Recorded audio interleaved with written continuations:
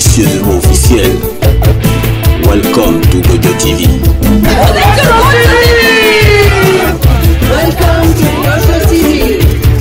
Gojo TV, c'est toute une aventure. Microphone politique.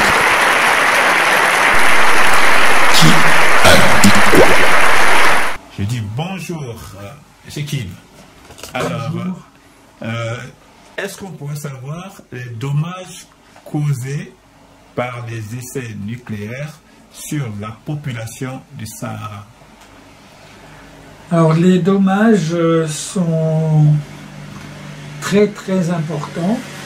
Il y a les dommages de l'impact direct des 17 bombes atomiques au moment où elles explosent sur à la fois tout le Sahara central, l'ensemble des populations, les plantes, les animaux, le milieu naturel, les ressources hydriques et toutes les populations du Sahara central, mais aussi de l'ensemble du Maghreb, de l'ensemble du Sahel et de l'Afrique de l'Ouest jusqu'en Afrique centrale. Tous ces pays sont concernés puisqu'ils ont tous été immédiatement irradiés par les 17 explosions atomiques du Sahara central. Principalement, si on veut faire un petit diagnostic des principales maladies, il s'agit surtout de cancer. Ça a été déjà abordé et étudié par plusieurs associations, par exemple l'association Taourirt de la Hagar, de Taman Rasset, l'association de Figuig, qui est au Maroc, et l'association du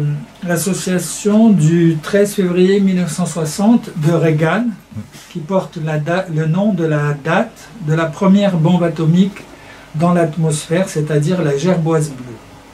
Et puis l'association AVEN, qui est l'association des anciens vétérans des essais nucléaires, c'est-à-dire les vétérans de l'armée française qui étaient sur place utilisés comme des cobayes.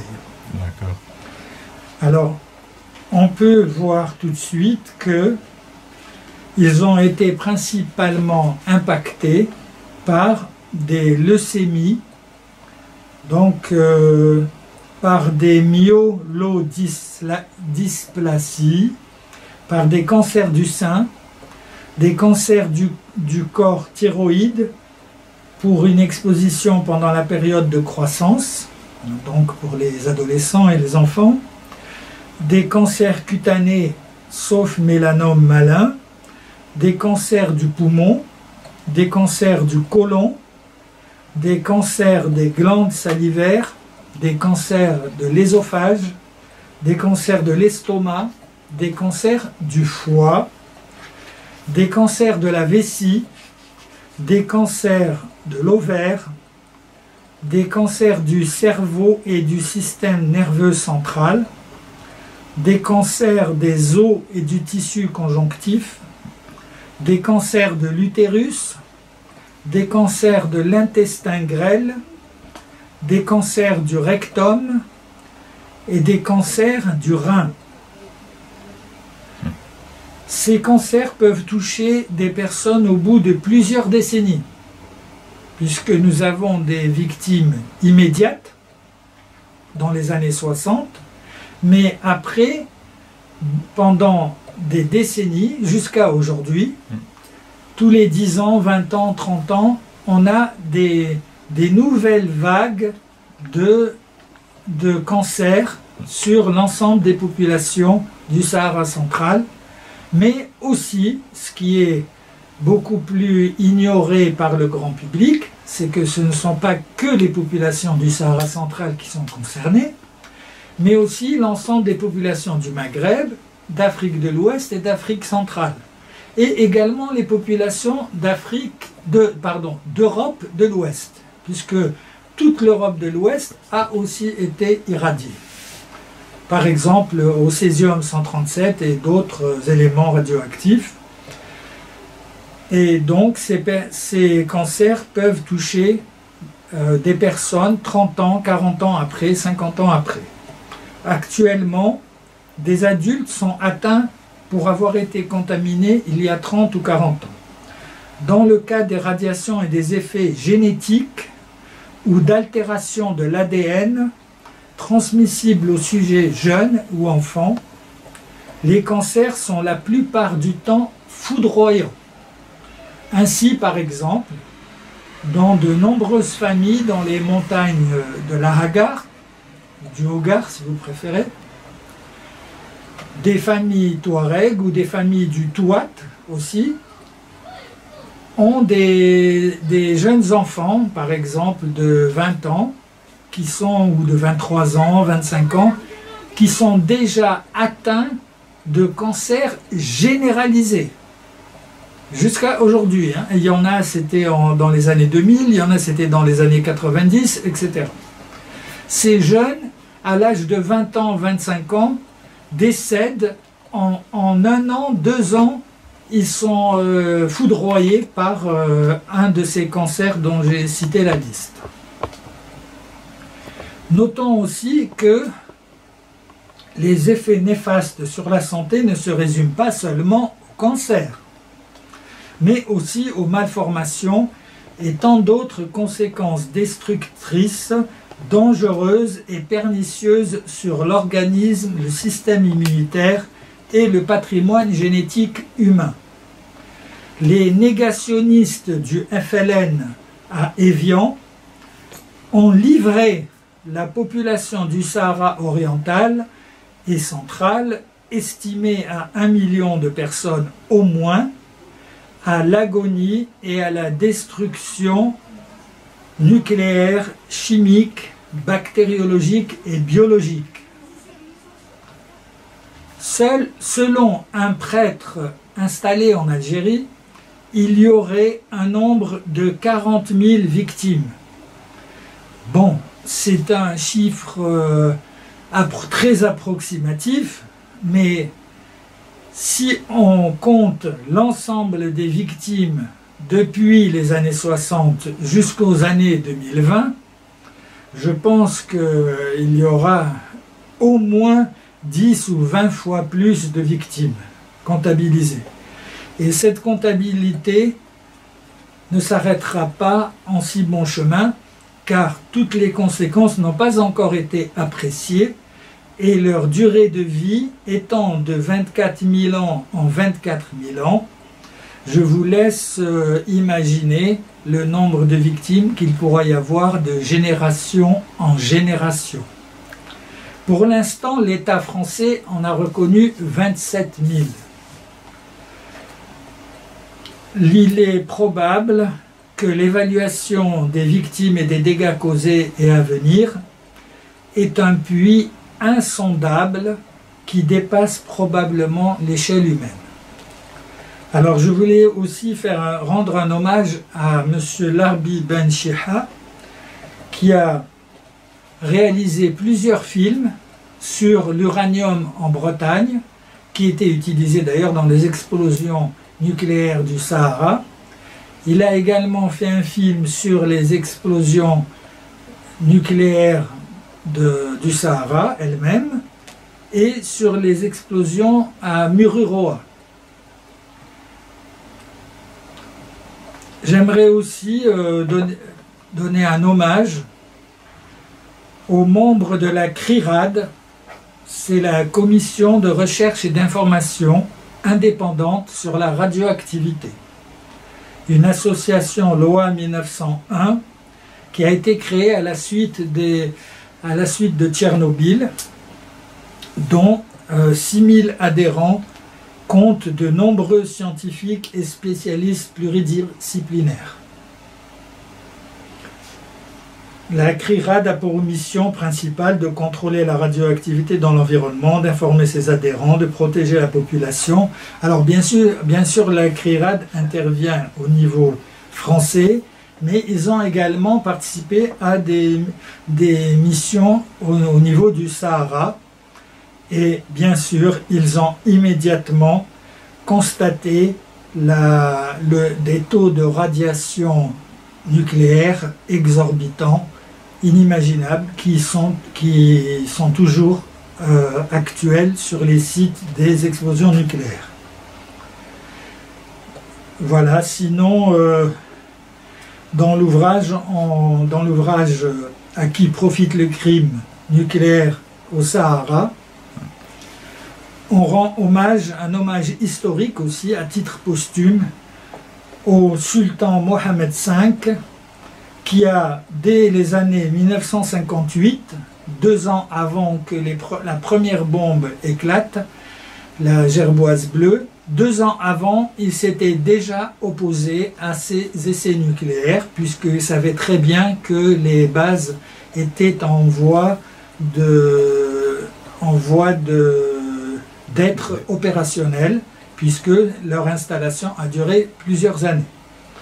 Et pour cela, il s'est opposé à l'avance à ces explosions avec des grandes personnalités africaines de l'époque, puisque ces explosions vont impacter toute l'Afrique de l'Ouest et centrale et l'Afrique du Nord, auxquelles ont participé les premiers africanistes et indépendantistes de l'Afrique, c'est-à-dire des gens comme Kwame Nkrumah, comme Sékou Touré et bien d'autres à ce moment-là. Ils avaient organisé même une conférence à Monrovia et ils ont déposé plainte avec le sultan Mohammed V à l'ONU pour demander que n'aient pas lieu ces explosions nucléaires.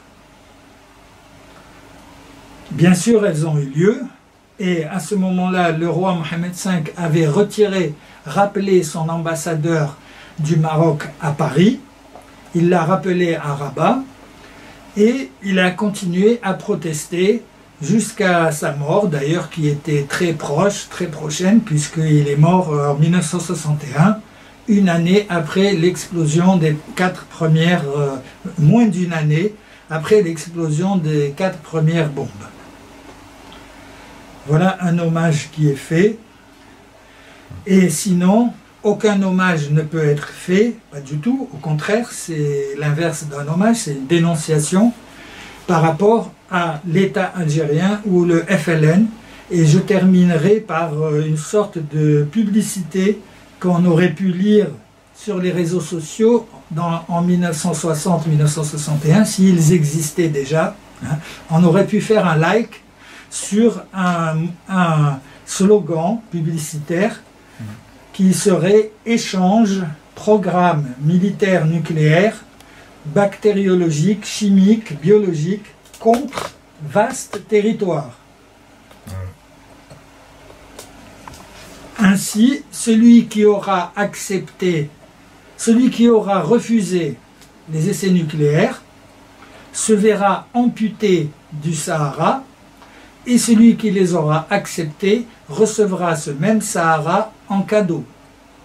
En cadeau de qui? Eh bien simplement du distributeur des territoires de l'époque, des années 1960, c'est-à-dire qui distribuait des territoires à ce moment-là? Celui qui distribue des territoires, c'était le représentant de la puissance ou l'ex-puissance coloniale, c'est-à-dire pour la France, le général de Gaulle. Mais c'était la même chose pour les autres empires. Ils ont partagé les anciennes colonies et ils les ont découpées en États qu'ils ont créés eux-mêmes. Ce sont des États issus de la colonisation. Les autres acteurs de la tartufferie ne seront que de pâles imitateurs, sans joker ou des figurants. En tout état de cause résolu, intrépide, De Gaulle aurait mené son programme à terme. Tel est le paradigme gaullien de flexion et de génuflexion. Le général aurait pu, puisqu'il savait très bien que le Sahara n'appartenait pas à l'Algérie, une Algérie qui n'avait jamais existé avant la colonisation française, comme il le savait très bien et qu'il leur a donné ce territoire en l'échange de leur accord pour les essais nucléaires, on peut dire que le général aurait pu s'exclamer à bon entendeur « Salut ». Ainsi donc, peut-on jouer à « Tu me tiens, je te tiens par la barbichette », ce qui se passe entre l'État français et l'État algérien jusqu'à aujourd'hui.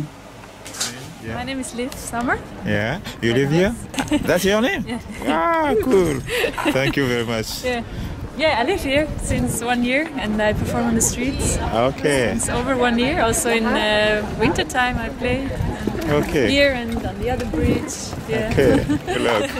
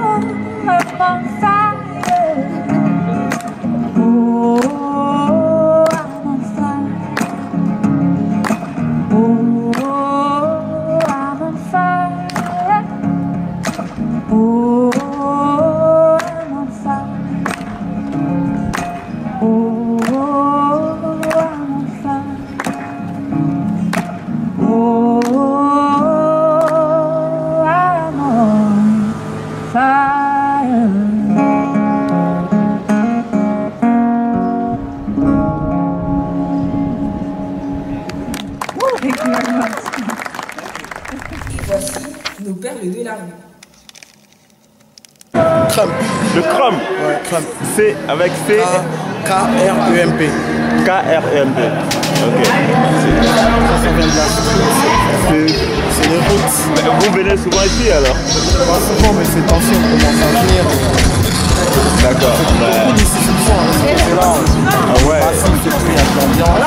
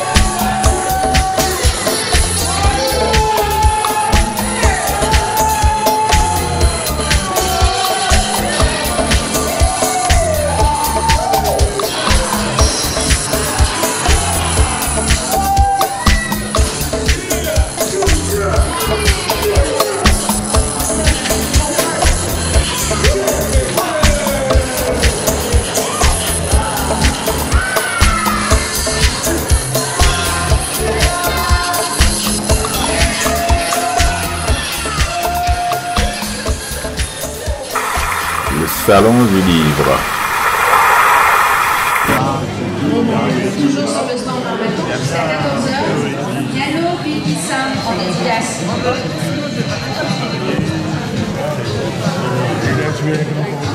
Je retrouve Fatima, Shbiban, dans le salon du livre africain. Moi, j'essaie, mais plus présente-toi un peu. Bonjour tout le monde, je m'appelle Fatima Shbiban Benassar, je suis poétesse marocaine et artiste peintre. Donc je suis ravie d'être ici dans ce salon, dans ce premier salon du livre africain. Et il vient vraiment à point parce que après tout le temps que nous avons passé enfermés chez nous, confinés, donc voilà, nous avons cette occasion de se rencontrer, de rencontrer les lecteurs et de rencontrer les visiteurs. Donc je présente mes 4 recueils de poésie qui sont là. Déjà celui-ci qui a reçu un prix, et puis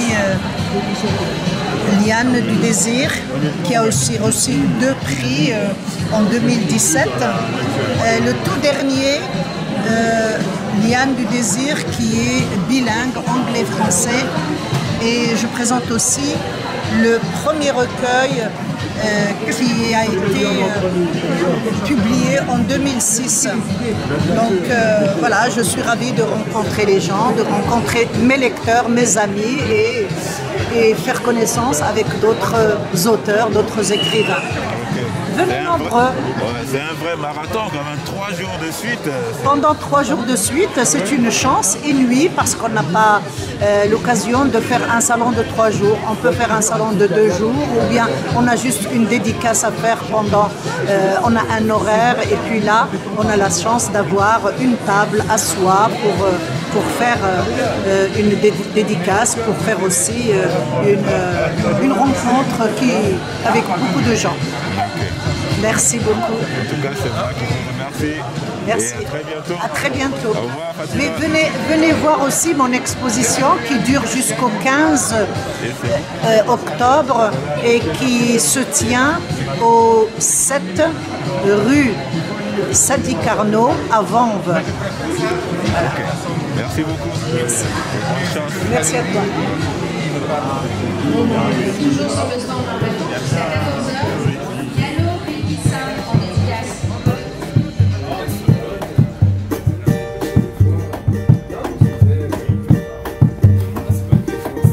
Esse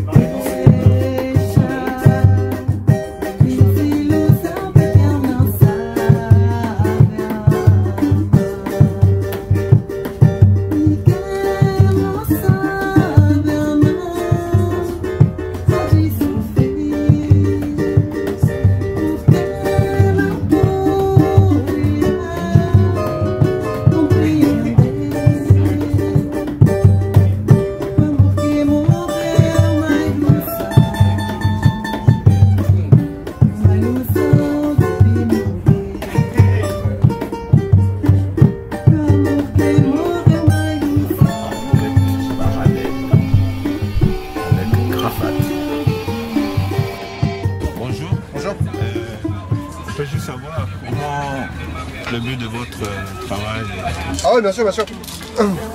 et comment ça s'appelle votre association? Alors, moi, mon asso, c'est Graphart. Nous, on s'occupe en fin de compte de réaliser des graphes un peu partout. On en a pas mal au doc, vous en avez dans les plus de Saint-Ouen. Et chaque année, on organise le prix du graffiti, la grosse expo que vous avez eue ici dans la serre. Et là, du coup, on fait un petit atelier pochoir avec les enfants pour leur montrer un peu comment ça fonctionne, sachant qu'on fait des ateliers aussi pour les enfants tout au long de l'année. Voilà. Ok. Oui, il n'y a pas de journée spéciale où on fait les ateliers? Ouais. Non, généralement ce qu'on fait c'est qu'on nous demande sur réservation et nous on organise ça, on appelle les graffeurs pro pour qu'ils viennent les encadrer. Généralement les enfants nous demandent, enfin les enfants, plutôt les parents et les écoles nous disent voilà on aimerait bien travailler sur tel univers. Nous on trouve un graffeur dans cet univers là et derrière on fait une initiation avec les enfants autour de ça. Okay. On fait l'initiation, on fait un petit atelier pochoir là aujourd'hui et puis aussi une présentation de ce qu'on a fait jusqu'ici, de la prochaine expo qui va être Capharnaüm. Nos contacts sur l'expo qui vient juste d'être fini ici. Et puis on distribue des petits abécédaires aussi graphes pour les enfants aussi, ça qui fait un peu de coloriage chez eux quoi. Ok. Voilà. Du coup, je vais juste vous poser comme question, quel est le projet que vous avez effectué dans lequel vous êtes le plus fier? Le prix du graffiti, 3 semaines d'expo, plus de 4500 visiteurs. On est à Saint-Ouen, c'est la première fois qu'il y a une exposition dans ce hall là. On a réuni plus de 100 artistes, 80 sélectionnés pour le prix parmi plus de 2400 candidatures. On est sur un taf depuis plus de 8 mois donc on est assez content de notre travail là-dessus et voilà. Et du coup là on renchaîne en partir de novembre pour l'appel à candidature de 2022 quoi. On a été assez contents parce qu'on a réussi à allier graphe et écologie une fois de plus dans un endroit qui est la serre, qui est vraiment un endroit clé pour toute la transmission de l'écologie au niveau de la jeunesse et même des Odoniens. Donc je pense qu'on a bien réussi notre coup là-dessus et on espère continuer quoi. Est-ce que vous avez un projet à venir ou quelque chose que... Dans les projets à venir, là on est en train de, dans le cadre de l'exposition Capharnaüm, on est en train de mettre en place un mur libre sur planche, sur structure, qu'on va mettre dans la cour d'amarrage.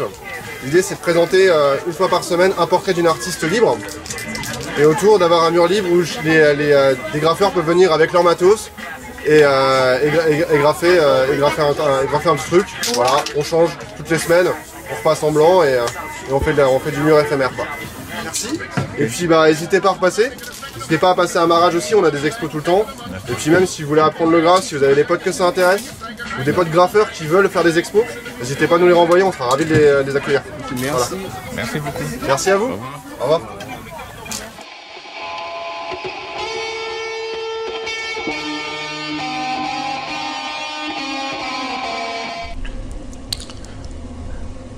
La faille. Bonjour. Grande chose ou petite chose, faut-il vraiment souffrir pour arriver à la case succès? Bienvenue à Transmission, le journal officiel de www.web. La cour.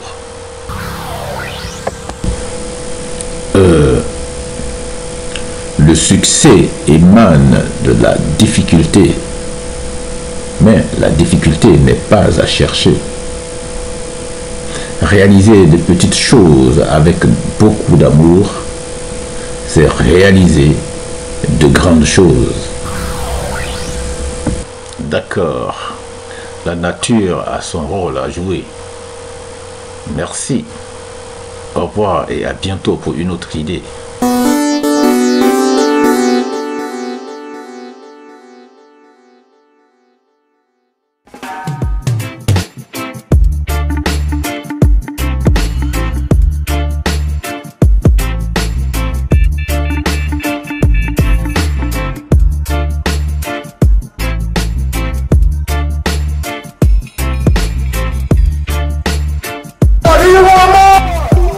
Bonjour, c'est Loala pour notre mini-festival reggae.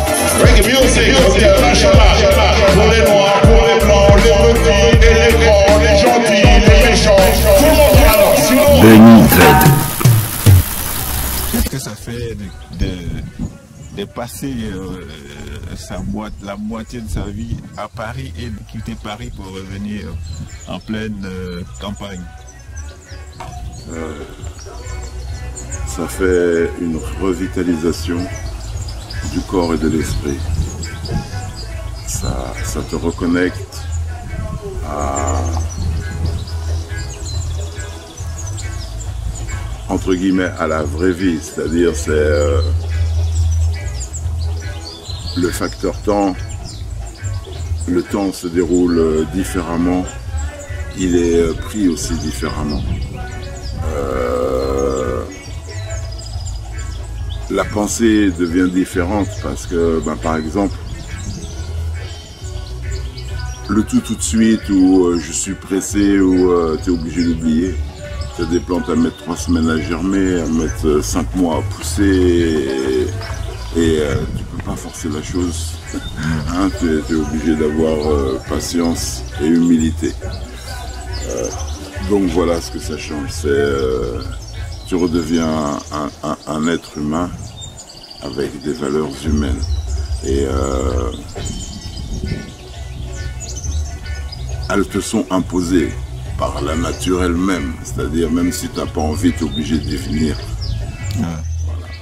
Voilà ce que ça change. Mais après, dans le même temps, moi je renie en rien Paris. J'aime beaucoup Paris. Donc il y a même des fois où ça peut me manquer.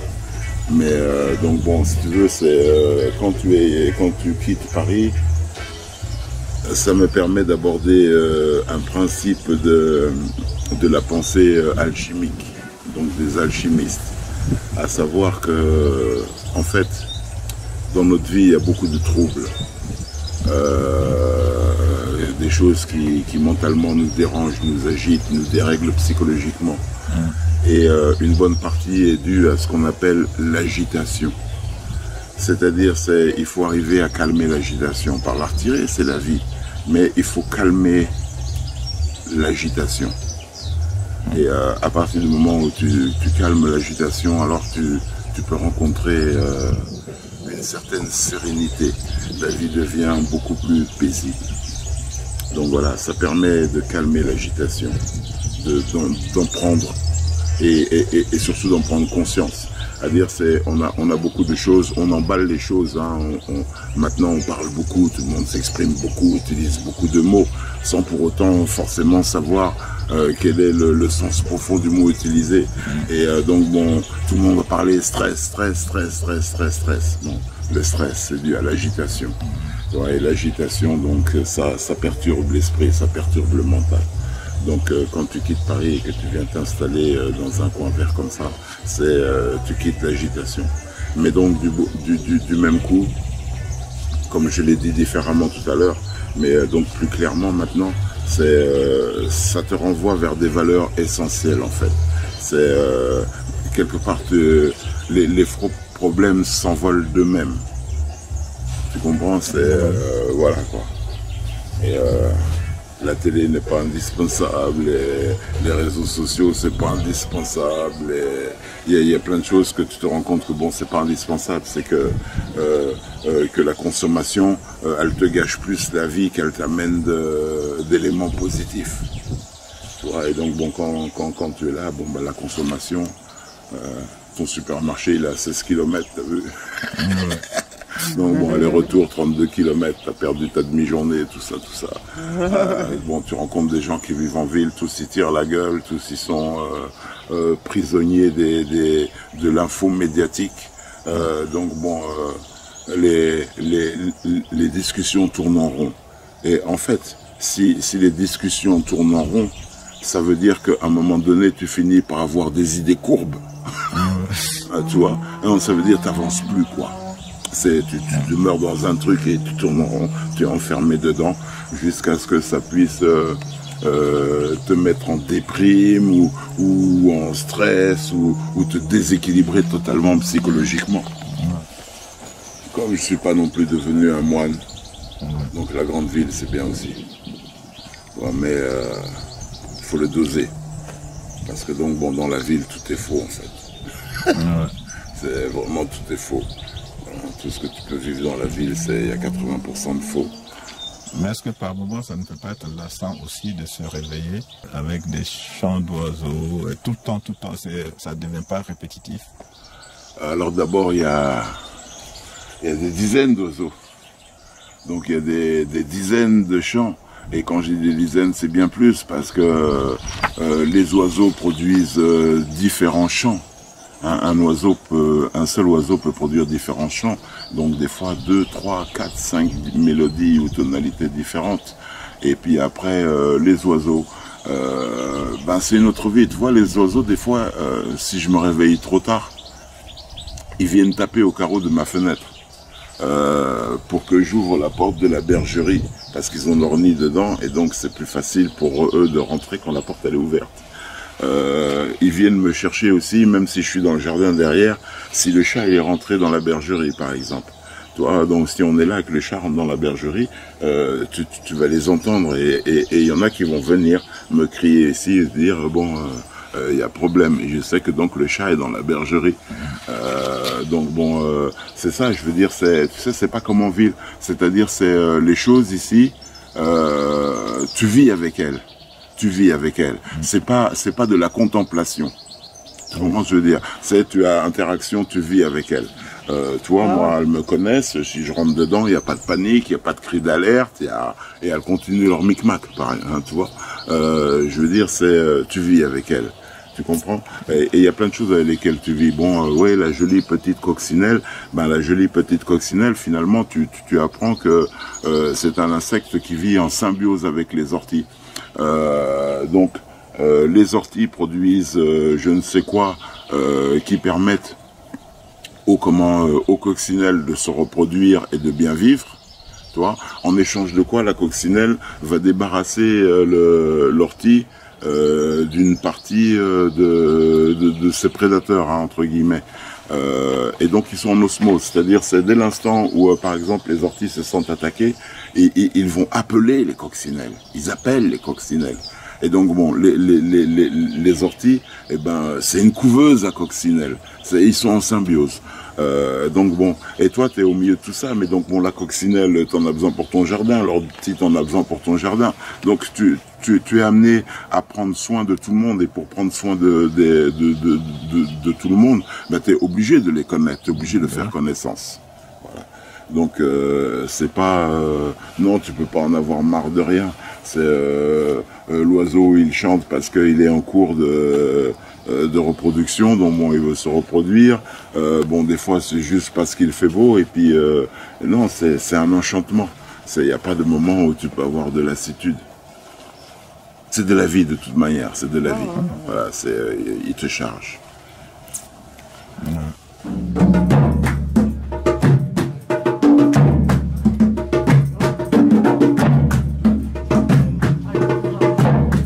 I hear the words of the Rastaman say.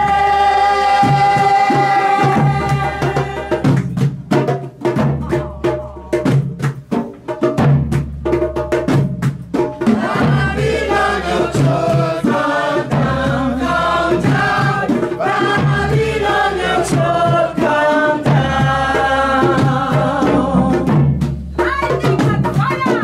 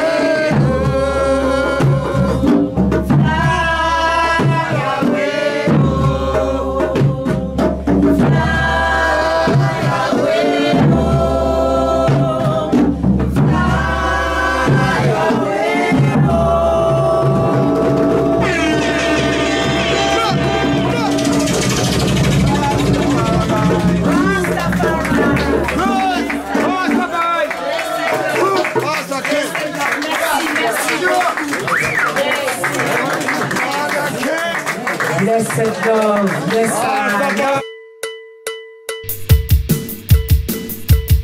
À bientôt sur Gojo TV.